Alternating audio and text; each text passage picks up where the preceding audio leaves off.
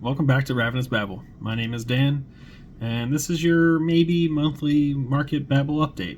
So we'll see if I keep up with that. But prices are starting to cool off from ProQuest, kind of like I said they would. So now might be a good time to get into some staples like Find Out Spring Tunic or Command and Conquer. And there's a couple other cards you may want to keep an eye on moving into Outsiders. So let's get into it.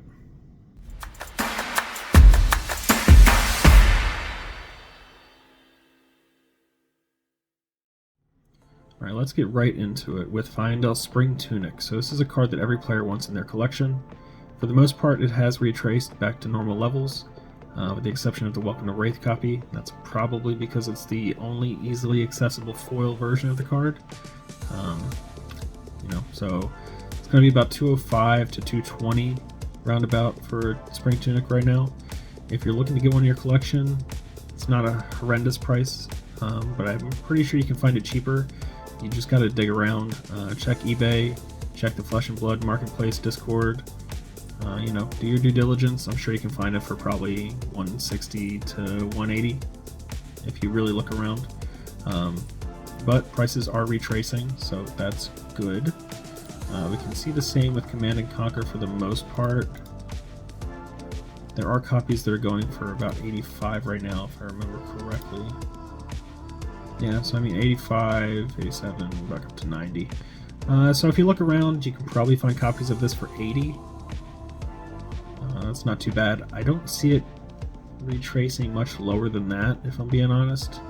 If you find them for 75, that's a deal. I would snatch those up immediately. The reason I have Command and Conquer on this list, though, other than that, is that Command and Conquer and Enlightened Strike have both seen their foils go up in price fairly significantly.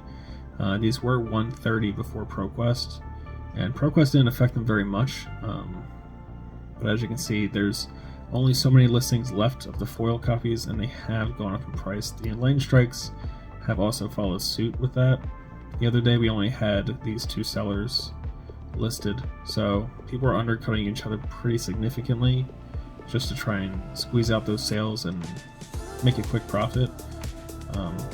But these cards are from the first two sets. The foils are very limited, so if you are interested in foil E-Strikes or foil Command and Conquers, I don't know, it might be too late unless you're willing to spend a lot of money, but look around, dig deep, you might find some good sales. It's not going to be easy though, but the unlimited copies are still reasonable, so there's that. That's really all that matters, if I'm being honest. Alright, so next up, Crown of Provenance. This is another one that shot up with ProQuest. It is returning to pre-ProQuest levels. 120 to 140 was the sweet spot before ProQuest. It did shoot up to about 160, and then ProQuest made it go ballistic.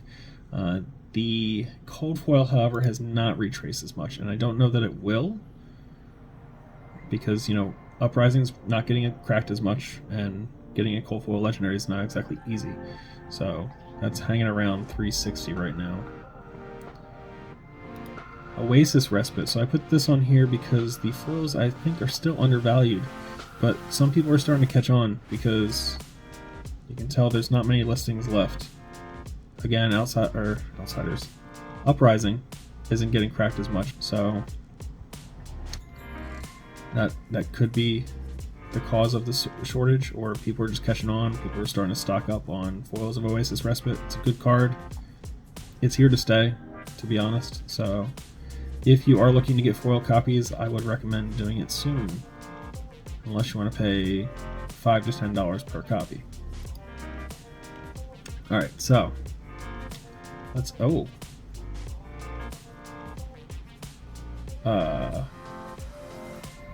so I put this on the list because the rainbow foil had shot through the roof to about 210, and the cold foil to 230. I don't know if that's a typo. I don't know what this seller's feedback looks like. They are new, so take a chance, if you will. Whoever gets that might be getting something amazing.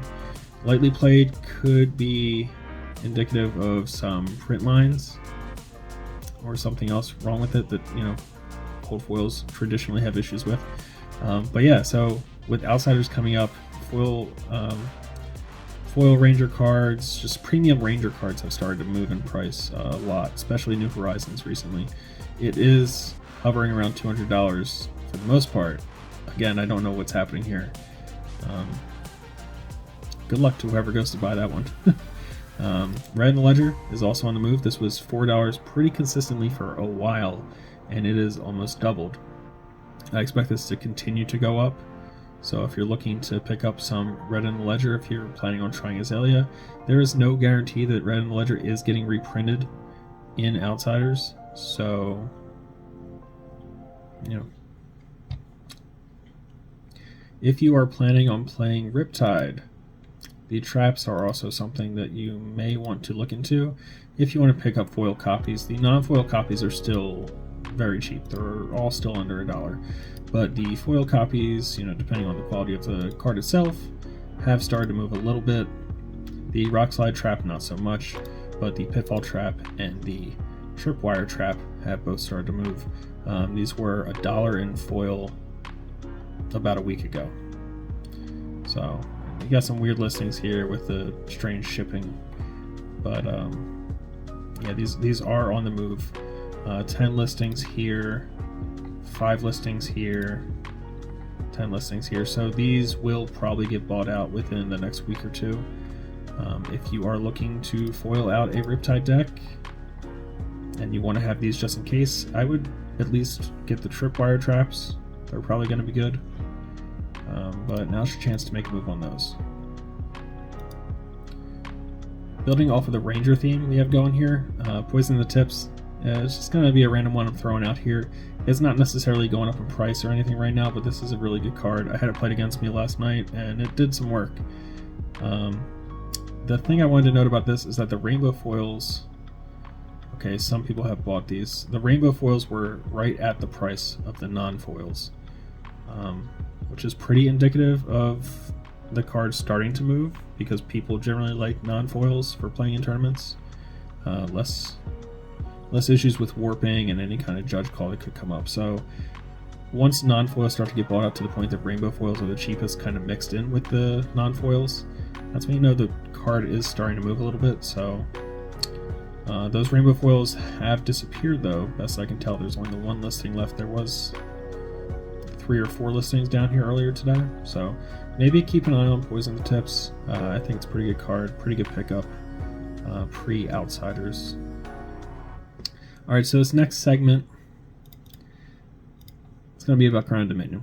It's going to be about Royal Heroes. So Crown Dominion went all the way down to about $25 for the rainbow foil not that long ago. Then some tech started coming out with Royal Briar, Royal Dromai, and now players are testing Royal Heroes all over the place. I've been playing Royal Viserai for the last 4 armories, and I've gone 2-1 at each one of them.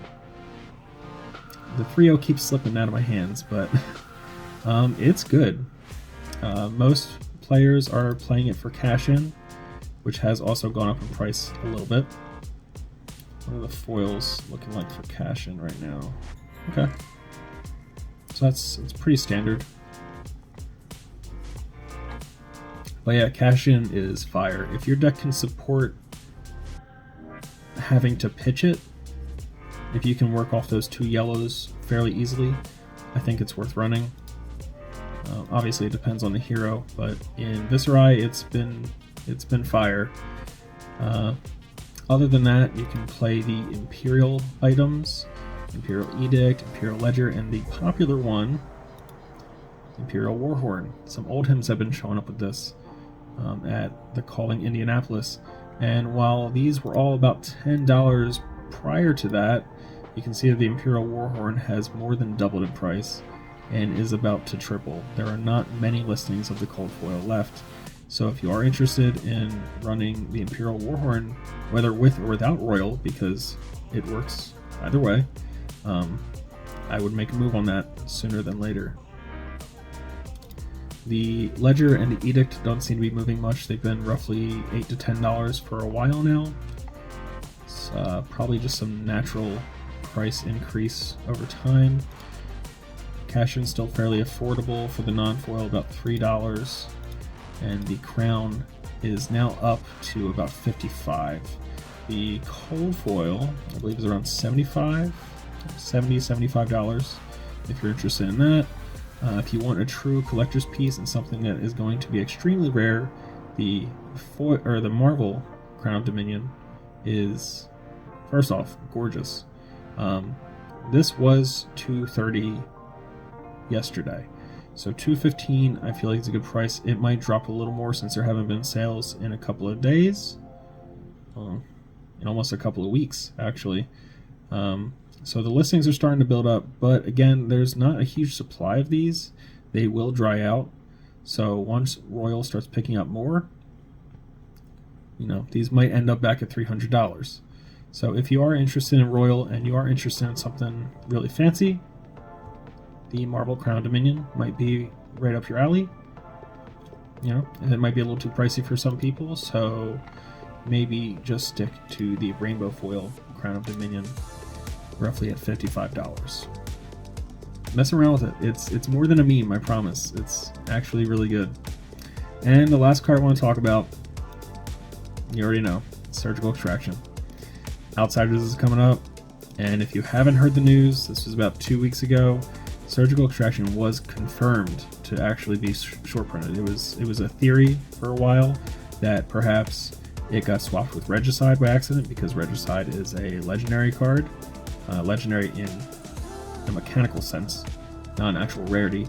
So less of them need to be made, and it seems that the intention was to short print Regicide, but they accidentally short printed Surgical Extraction, which is a 3-of that you're going to want in your Assassin deck. So since the announcement that Assassin would be in Outsiders, it has shot through the roof. It went up to $70. I haven't seen it too much higher. I don't think, maybe it may have hit $75 for a little while, but you can see people are really trying to make a move on this opportunity to make a quick buck. These will go up in price again. Once more Outsiders cards start getting spoiled, I foresee this probably hitting $75 again. I don't want to say go out and buy a playset at this price if you want to play Assassin, but I don't really see much of a choice. I don't know that LSS has come out and said that they would correct the print run. I'm sure they would, but again, I haven't seen a confirmation, and also I don't know that correcting it at this point would help much. Unless you completely reverse course and made it a 200% or 150% print run for this card in particular, had it occur more. Even then, like, people aren't opening Dynasty as much as they were on release, so I don't see it affecting the price that much, unless it randomly shows up in Outsiders or as some kind of promo elsewhere. It is what it is. This kind of stuff happens, I guess, from time to time. So, I mean, it's not really good news for anyone. If you want to play Assassin, I'm sorry. Like, it's $65 is probably the price you're looking at. I've seen people selling playsets for a little less. You can probably get them for $50 each if you really look around. This card will be going up more, unless LSS comes out and says, hey, we're reprinting this, or we've increased the print run by 150, 200% in Dynasty. I don't foresee this card going down anytime soon, especially now that they have confirmed that it's short printed. So we'll see. But yeah, keep an eye on this. I